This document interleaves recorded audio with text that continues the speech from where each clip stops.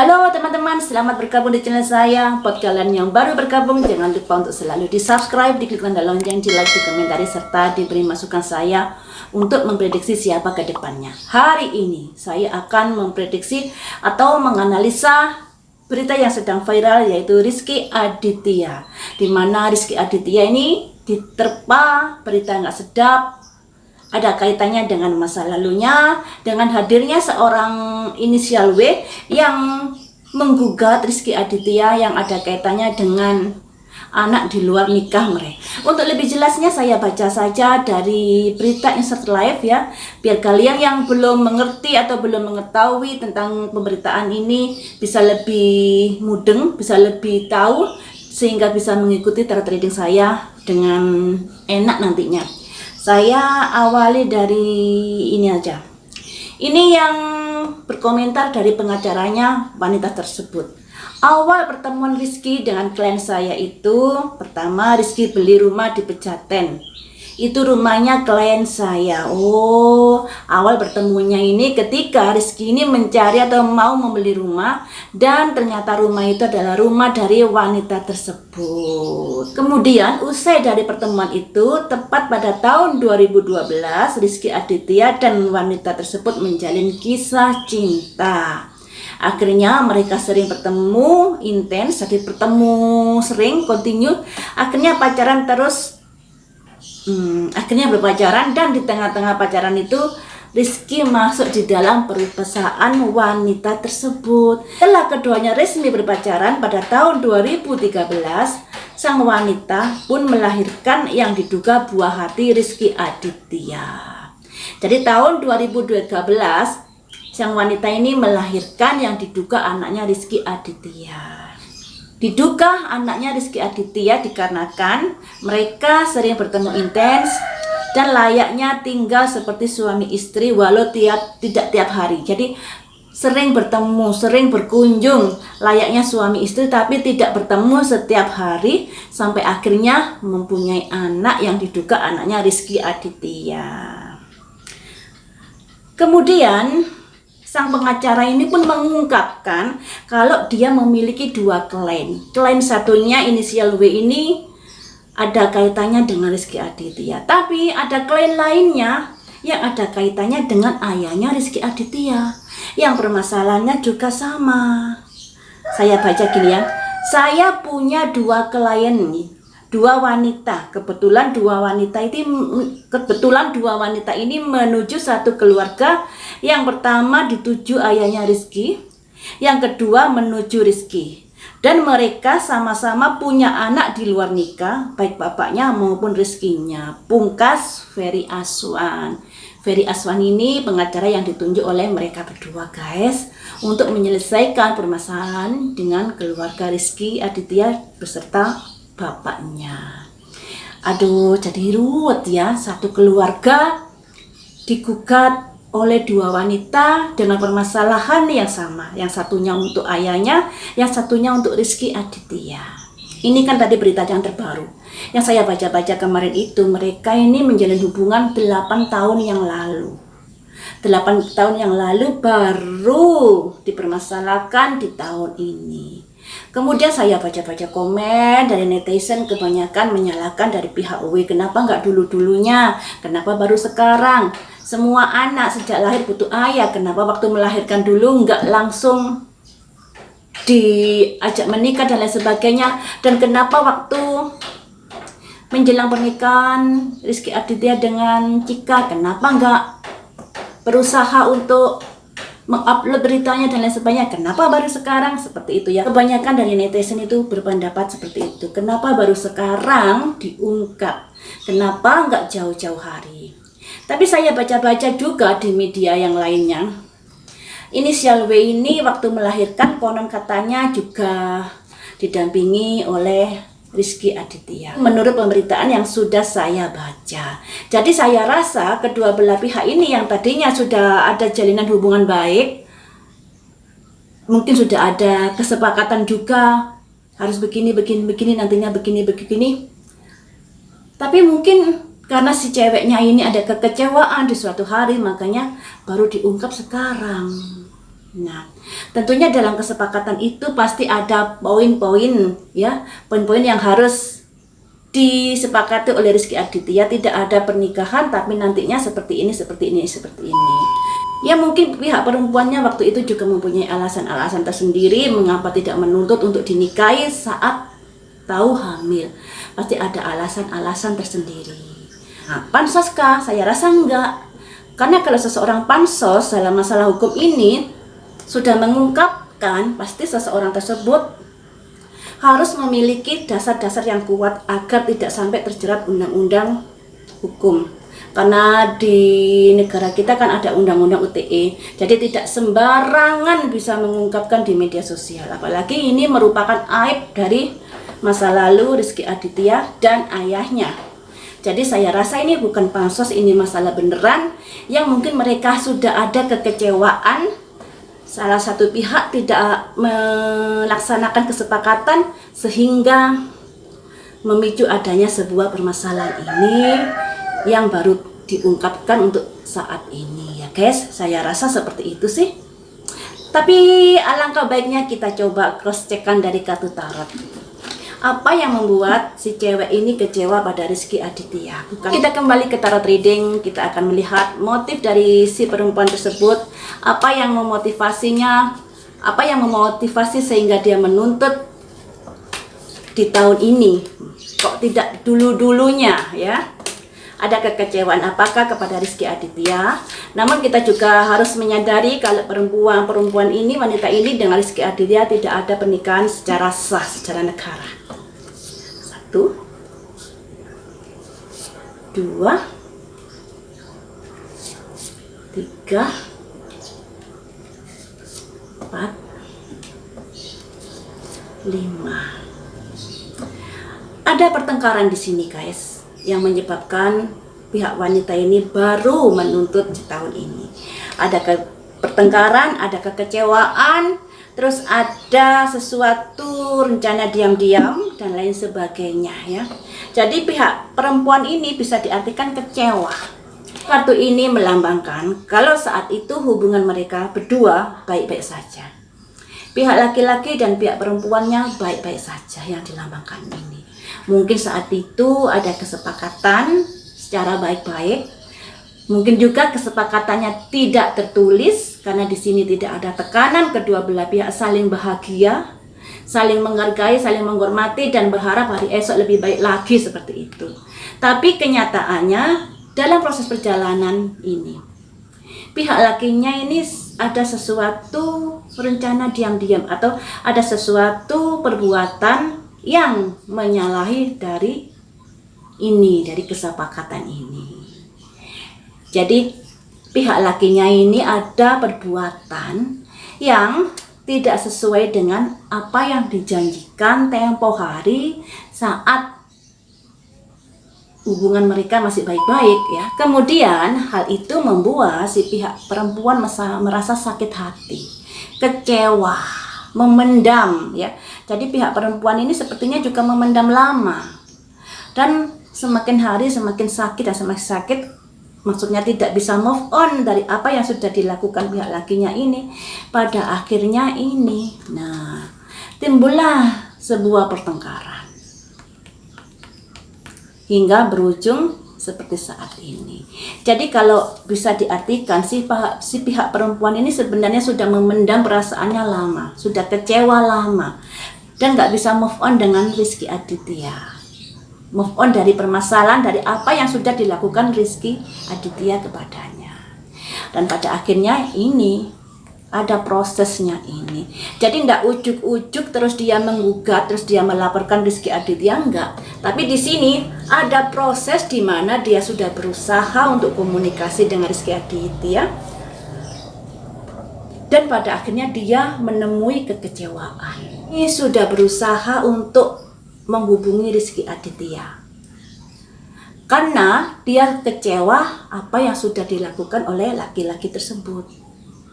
Dan kekecewaan itu masih dipendam saja awalnya. Tapi lama-kelamaan seiring waktu dia berusaha untuk menghubungi Rizky Aditya. Tapi yang didapat sebuah macam kekecewaan ini.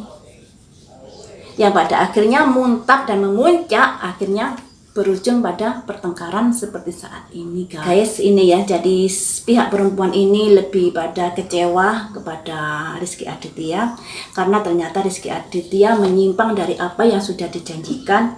Ini saat waktu bahagianya dulu ada semacam janji-janji tentunya, dan hal itu membuat dia kecewa untuk saat ini. Seperti itulah awalnya. Jadi perempuan ini tidak ujuk-ujuk gugat Rizky Aditya tanpa sebab. Bisa dikatakan dia ini sudah lama untuk merasakan sakit hatinya, ini sudah lama, memendamnya sudah lama, sehingga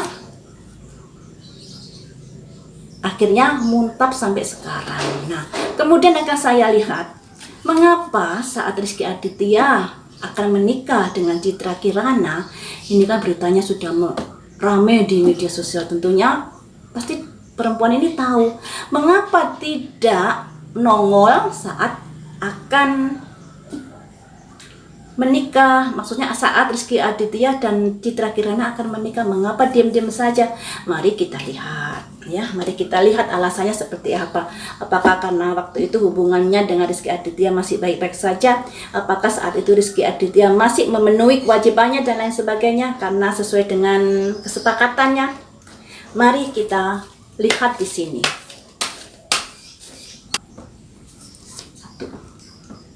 Ini simbol dari ketegasan melangkah. Sudah berupaya kayaknya ini ya. Kemudian kartu yang nomor 3, dan dia nggak ingin bersifat kekanak-kanakan karena sudah ada kesepakatan ya. Kartu yang nomor 4. Tapi di sini dia juga ada semacam kebimbangan, melangkah atau tidak, melangkah atau tidak. Kartu yang nomor 5, akhirnya dia nggak berani melangkah. Dia sudah berusaha untuk melangkah saat itu, karena ada hubungannya dengan dirinya sendiri, kaitan hidupnya. Tapi di sini dia berusaha untuk menyikapi masalah dengan dewasa. Ya. Kemudian di sini ada semacam kebimbangan, saya harus melangkah seperti apa untuk saat ini. Di lain pihak saya juga khawatir akan terjadi sesuatu di kedepannya dan lain sebagainya. Tapi pada akhirnya si pihak perempuan ini memutuskan untuk tidak melakukan apa-apa di saat Rizky Aditya dan Citra Kirana menikah. Jadi sebenarnya perempuan ini tahu kok kalau Rizky Aditya akan menikah dengan Citra Kirana, dan dia juga ada semacam kegalauan di dalam pikirannya, tapi dia tidak bisa melangkah apa-apa, tidak bisa, maksudnya tidak berani mengambil sebuah keputusan karena dia sendiri juga ragu-ragu dan dia ingin menyikapi semuanya ini dengan dewasa. Jadikan ini semua sebagai pelajaran buat kita. Sebagai perempuan, jangan mudah gampang untuk menyerahkan harga diri. Dikarenakan kalau sampai terjadi seperti ini, pihak perempuan yang akan dirugikan. Nah, terlepas pemberitaan ini benar atau salah, alangkah baiknya diadakan tes DNA untuk memperjelas kondisinya. Ya, daripada berlarut-larut seperti ini, saling ngomong ini, lebih pastinya tes DNA saja.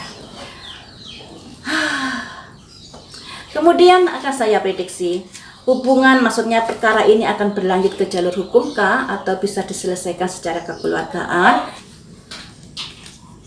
1. Ini bisa bergulir terus guys, yang dilambangkan ini. Kemudian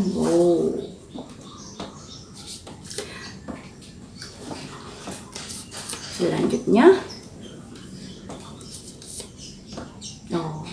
ada ini bisa tercapai secara damai. Jadi jalan perdamaian itu masih terbuka lebar untuk saat ini.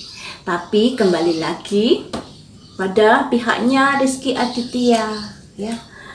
Bisakah memenuhi apa yang dikehendaki dari pihak perempuannya itu?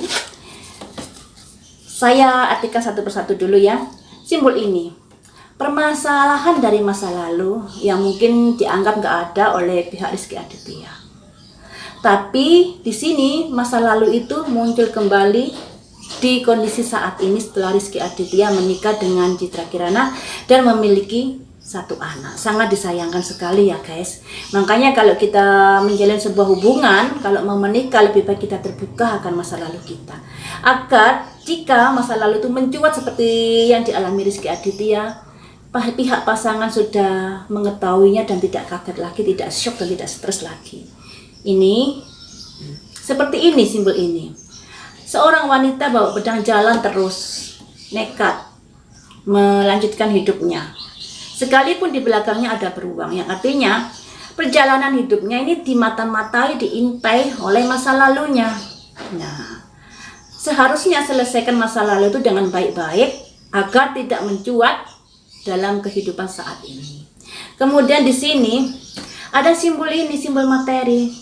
Jadi bisa dikatakan pihak perempuan ini juga menuntut agar anaknya diberi biaya hidup, karena yang namanya melahirkan itu butuh biaya, menyekolahkan butuh biaya dan lain sebagainya. Kehidupan sehari-hari juga butuh biaya. Ini ya yang diselambangkan ini.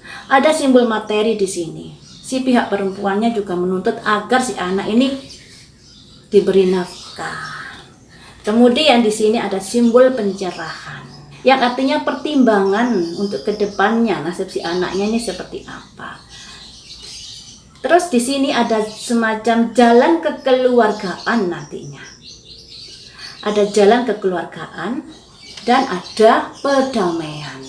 Tapi semuanya ini tergantung kembali lagi kepada kedua belah pihak ya. Sekalipun jalan terbuka lebar untuk adanya sebuah perdamaian, tapi kalau kesempatan ini tidak dipergunakan baik-baik oleh kedua belah pihak, yang terjadi bisa sebaliknya. Untuk saat ini masih ada jalan terbuka lebar untuk sebuah perdamaian buat mereka berdua. Ada perdamaian, ada kesempatan untuk berdamai. Namun dalam perdamaian ini pastilah ada poin-poin yang harus disepakati, termasuk juga membiayai kehidupan si anak tersebut, bertanggung jawab pada anaknya. Ini ya, ada poin-poin yang harus disepakati, salah satunya tentang biaya hidup si anak. Tapi ya saya sendiri sih kurang ngerti hukum. Cuma yang kita tahu Rizky Aditya dengan inisial W itu tidak ada pernikahan secara hukum loh ya. Apakah bisa untuk menuntut dibiayai si anak ini? Ya. Tapi di sini ada jalan perdamaian. Jika damai, ya ini harus dilaksanakan biaya hidup si anak. Tapi loh guys, kalau memang ini anaknya dari Rizky Aditya, andai kata setelah dites DNA, mau nggak mau ya harus membiayai, sekalipun nggak ada tuntutan. Itu tanggung jawab seorang ayah kepada anaknya ya.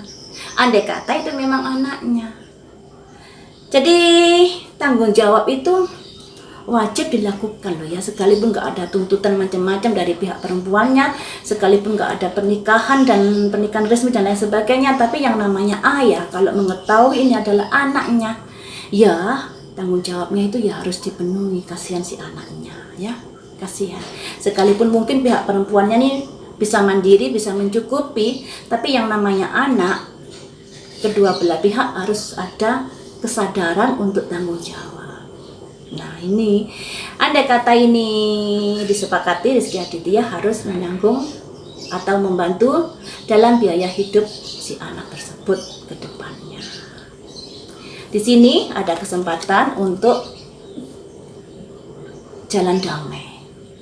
Tapi kesempatan ini dipergunakan oleh Rizky Aditya atau tidak, terserah mereka berdua. Karena rasa pihak Rizky Aditya ini dan tim hukumnya pasti mempunyai alasan-alasan tertentu sehingga masalah ini tetap bergulir seperti ini. Salah satunya alasannya karena tidak ada pernikahan resmi, mungkin seperti itu ya guys. Jadi secara hukum Rizky Aditya ini tidak ada ikatan perkawinan dengan pihak perempuan tersebut. Mungkin itu salah satu alasannya mengapa Rizky Aditya sampai saat ini masih diam, karena memang tidak ada pernikahan secara negara. Namun ya entah ada pernikahan secara resmi atau tidak, kalau sudah mengetahui andai kata ini memang anaknya Rizky Aditya, mau nggak mau yang namanya seorang ayah harus juga bertanggung jawab atas anaknya. Nggak usah pakai dituntut, nggak usah pakai secara hukum dan lain sebagainya. Kesadaran itu harus ada dalam diri setiap manusia. Sekalipun tidak ada pernikahan resmi, anak ya tetap anak. Saya rasa seperti itu kalau menurut saya. Tapi ya kembali lagi kepada diri seseorang. Pasti yang namanya seseorang punya alasan-alasan tertentu, dan itu juga harus kita hargai, karena jalan pilihan hidup seseorang, hak orang tersebut untuk memilihnya ya. Baiklah teman-teman, sampai di sini dulu untuk analisa Rizky Aditya dan inisial W. Semoga masalahnya cepat kelar dan yang terbaik saja untuk mereka berdua.